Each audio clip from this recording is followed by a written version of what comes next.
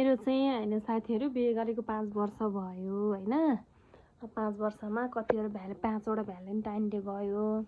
बिहे लभ परे पनि 10-12 वर्ष भयो, 10-12 वटा भ्यालेन्टाइन डे गयो हैन।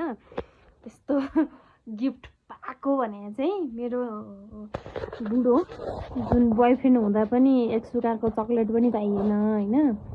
अहिले अब बिहे गरिसके पछाडि बुढो हुनुभयो, बुढो हुँदा पनि एक सुका चकलेट पनि पाइया थिएन।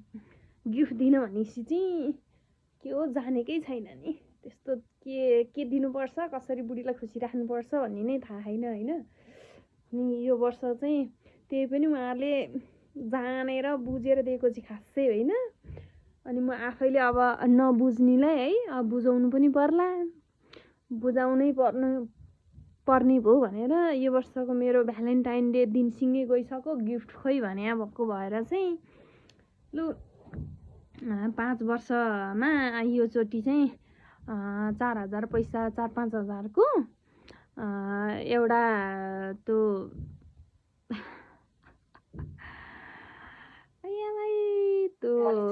सेट क्या सेट यस्तो सेट चाहिँ ल यो सेट चाहिँ मन पर्यो, उसलाई मन पर्यो सेट रे हैन।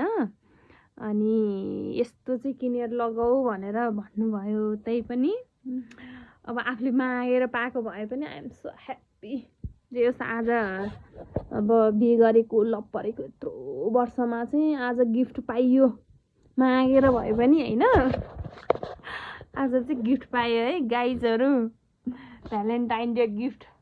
अब मोड नबदलिँदै गइहाल्नुपर्छ, सपिङ गरेर ल्याइहाल्नुपर्छ।